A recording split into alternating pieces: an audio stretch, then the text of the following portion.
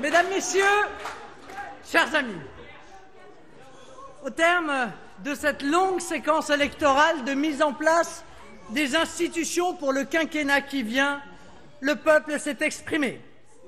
Surmontant l'obstacle d'un mode de scrutin particulièrement injuste et inadapté aux valeurs de notre temps, il a décidé d'envoyer un très puissant groupe parlementaire de députés Rassemblement national à l'Assemblée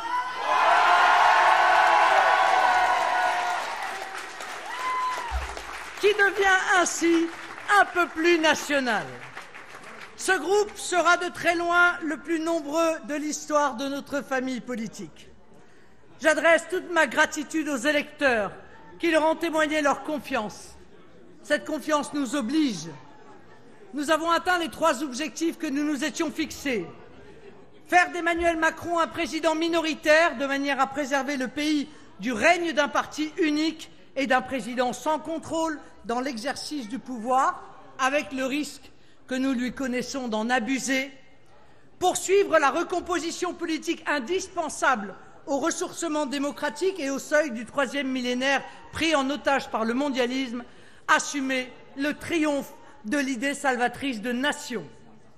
Enfin, de constituer un groupe d'opposition déterminant face aux déconstructeurs d'en haut, les macronistes, et aux déconstructeurs d'en bas, cette extrême gauche antirépublicaine. Nous incarnerons une opposition ferme, c'est-à-dire sans connivence, mais une opposition responsable, c'est-à-dire respectueuse des institutions et toujours constructive. Parce que notre seule et unique boussole est l'intérêt de la France et du peuple français.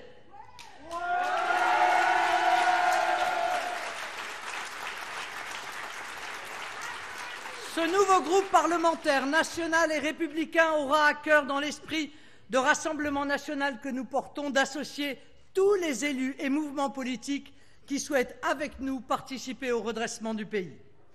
Avec ces dizaines et ces dizaines de députés de cœur et de conviction du Rassemblement national, qui sont d'abord des citoyens français soucieux du bien public, vous aurez la certitude de voir défendues au Parlement vos idées sur l'immigration, la sécurité, le chômage, la justice fiscale et sociale, les territoires oubliés, les citoyens maltraités ou la démocratie bafouée.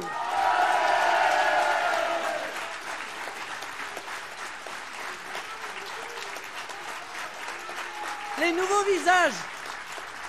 nouveaux visages que vous allez découvrir, des visages rayonnants d'enthousiasme et de vie, sont l'avant-garde de cette nouvelle élite politique qui prendra la responsabilité du pays lorsque l'aventure Macron aura pris fin. Au-delà du groupe parlementaire, nous allons poursuivre le travail de rassemblement des Français au sein d'un grand mouvement populaire unifiant tous les patriotes de droite et de gauche, un rassemblement national pour défendre le pays face à un effondrement que nous constatons chaque jour. Et quand les Français le décideront, d'engager le redressement dont la France a urgemment besoin. J'appelle tous les Français, d'où qu'ils viennent, quelle que soit leur origine, quelle que soit leur situation personnelle ou professionnelle, à nous rejoindre dans cette aventure fraternelle et exaltante qui s'appelle la France. Notre seule ambition est de servir les Français. Nous nous battons pour eux, pour nos enfants, pour le pays. Vive la République, vive la France!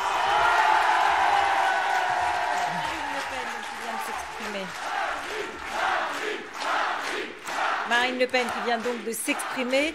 Et on le disait peut-être autour de cette table, hein, peut-être elle-même n'y croyait pas à ce score, à cette percée. C'est elle qui, bon, on va le voir, la gauche a remporté évidemment, et la première force d'opposition, tant qu'elle reste unie, tant qu'elle reste aujourd'hui NUP, elle est unie, elle est la première force d'opposition. Et on sait qu'Alexis Corbière dit, avec ce résultat, la retraite à 65 ans a sombré. Clémentine Autain voit ce soir une percée incroyable de la gauche, la validation de la stratégie de Jean-Luc Mélenchon. Mais la surprise est venue de Marine Le Pen, de sa presque centaine, on verra, parce que ça va sa presque centaine de sièges. Quand on l'écoute là ce soir, elle parle d'un groupe national et républicain. Ah oui. Le groupe, nous serons respectueux des institutions. Nous aurons le souci du bien public. Il ne faut pas oublier que Marine Le Pen n'a pas été capable, Richard Ferrand vient de le faire avec son opposante, de féliciter Emmanuel Macron quand il gagne l'élection présidentielle. Là, ce soir, nous sommes dans les institutions de la République. Il y a un changement de tonalité qui est quand même assez fort. Hein. Le et en même temps, il y en avait un peu ce soir.